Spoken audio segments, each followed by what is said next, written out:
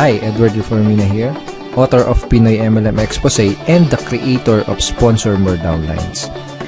In this 3-part video training, ituturo ko sa iyo yung mga secret sponsoring strategies na nadiskubre at natutunan ko na tumutulong sa akin para makapag-sponsor ng 10 up to 23 direct downlines every single month.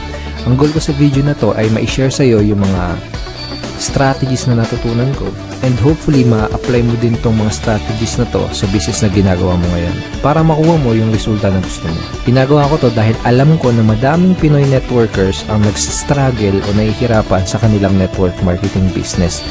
So sa ganitong paraan, I hope makatulong kahit paano. Ang una natin pag-usapan ay yung mga common problems na na-experience at nararanasan ng mga Pinoy networkers sa kanilang network marketing business. Una sa mga problem na yon ay yung puros hindi qualified ang mga na-invite na prospect, kaya puros rejections din ang napapala nila.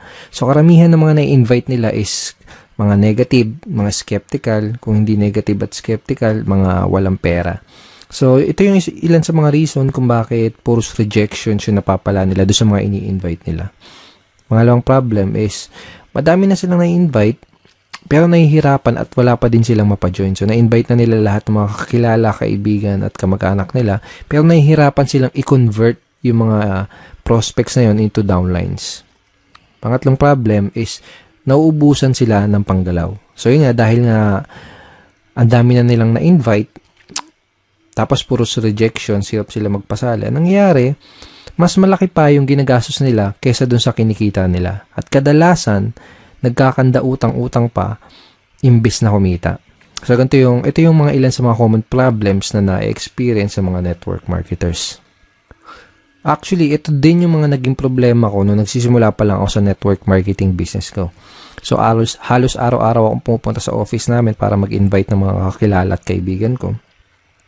And ginawa ko lahat ng mga sinabi at tinuro sa akin ng upline ko. Nag-invite ako ng kung sino-sino, namigay ako ng flyer sa kalsada, sa mga malls, na musakal, nag-house party, nagbahay-bahay, etc. etc. Pero yun nga, puros rejections yung napala ko. At yung puros rejections yung natanggap ko sa mga prospect ko kahit ang dami ko nang in-invite. Karamihan doon sa mga na-invite ko, puros negative, mga skeptical. Yung iba sinabihan ako na scam daw yung ginagawa ko. Yung iba sinabi, balikan ko na lang daw sila kapag may resulta na ako. Yung iba naman, sinabi na yung mga nauna lang kumikita dyan, kung ano-ano pa. Sa madaling salita, puros mga hindi qualified na prospects yung mga na-invite ko. So, ayun nangyari sa akin. After 4 months, isa lang yung napasali ko. Actually, itong isang napasali ko na to parang naawa lang siya sa akin kasi nga wala akong mapajoin. Parang napilitan lang siya na mag-join sa akin. And dahil nga ganun, hindi ako kumikita sa business ko. Puros failures and rejection. Nagkanda utang-utang ako kasi dahil syempre kailangan ng panggalaw. Okay? So, nagkanda utang-utang. And then, ang laki ng pera din na nalugi sa akin. So, umabot ng mga nasa 80,000 mahigit or more. Hindi ko na alam.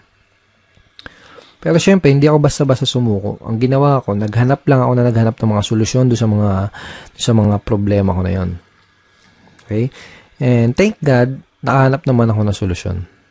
At pagkatapos kong mahanap yung mga solusyon na yun, pagkatapos kong makadiskubre ng mga solusyon doon sa problema ko sa business ko, ito yung ilan sa mga nangyari sa akin. I sponsored 63 direct downlines in 4 short months.